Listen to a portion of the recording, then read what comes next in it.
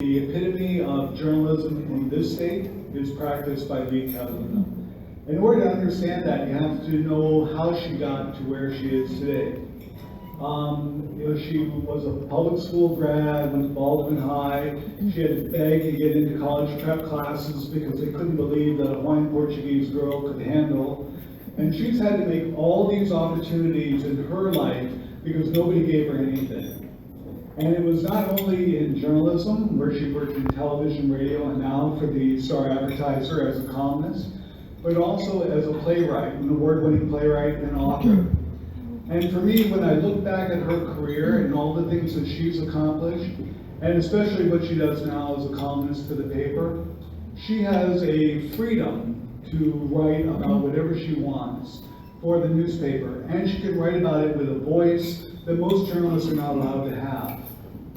If you look at today's paper, there's a column that appears 3 times a week. And in this issue, on the local section front page, she basically calls out the mayor, the chair of the city council, and the head of the rapid transit system for not being leaders for our community. And basically setting a standard. And when Lee speaks, people listen because she talks from the heart and also from a mind that's committed to Hawaii. So it's my pleasure to introduce her as our keynote speaker for 2016, Lee Cataluna. I do not have a great story of how I became a journalist, but one of my best friends does, and that's the story that I like to tell. In the bathroom, and he's in the stall, and he looks down at the floor, and there is a student newspaper, the Khalil, folded in such a way that his byline and his story was facing up, and he knew that somewhere out there, someone in their private, quiet moment read what he wrote. And he was forever smitten with journalism. I think for students, I think that's the big thing about journalism, as compared to all the other writing that you've done in your academic careers. You're writing stories and taking photos that are to be read and to be looked at and to be appreciated in a wide, potentially wide audience, right? Prior to your involvement with your school journalism, you probably wrote for one person, and that person was your teacher. Right. And maybe you let your mom see it, but probably not. We all know you weren't writing for yourself, because those papers are no fun. If you wrote for yourself, it was at home. But you write for the school paper, and potentially you have an audience. When I teach playwriting, I tell this story about myself, which somehow also involves a bathroom. I apologize for that. I understand you just eaten. So as a playwright, I do this horrible thing to myself, very masochistic. I go to my play on opening night, and I usually sit in the tech booth, and then just as the first act is ending, I sneak out of the theater, and I run into the women's bathroom, and I hide in the furthest stall, and I listen. Mr. Kitsu, you know what I'm talking about. You do that too. Thank you. And of course, what I want to hear is people coming in during intermission going, oh my God, that play is amazing. Did you see that? That writer is brilliant. Oh my God, that character, what's going to happen in the second act? Yeah. And sometimes I hear that, and sometimes it's like, why do we come here again tonight? How much did you pay for these tickets? Sometimes it's that. But I'll tell you what the worst thing is. The worst thing is when they're not talking about the play. They just sat through an hour of my beautiful writing and it didn't move them. When they are coming into the women's restroom and they're still talking about what happened at work that day after an hour of theater. If they're talking about what they're going to do after the show. Yeah. If they're talking about something completely unrelated, then I know I had no impact whatsoever. I didn't move anyone. I didn't make them laugh. I didn't make them cry. I didn't make them angry. I didn't make them think. Yeah. They could have just been sitting at home in front of Netflix, eating Cheetos. In my job as a Metro columnist, part of my mission is to provoke reaction, to get readers riled up, to make them laugh, to get them thinking, to provide a point of view against which they can form and often contrast their own opinions. I get hate mail. I get hate email. I get nasty voicemail messages. I get all manner of filthy, filthy comments attached to my stories online. Worse than criticism is when you put a story out there and you hear nothing. Don't get me wrong, I don't enjoy getting the hate mail, but each one is, hey, thanks for reading. That's what I tell myself to keep going. So we live in a world in 2016 where if you put stuff out there, criticism will come. If people read your work, they feel in 2016, they feel like they have the ability, the responsibility, the opportunity to comment. And often it's negative, that's part of the game. So if you're writing, you have to be prepared for that.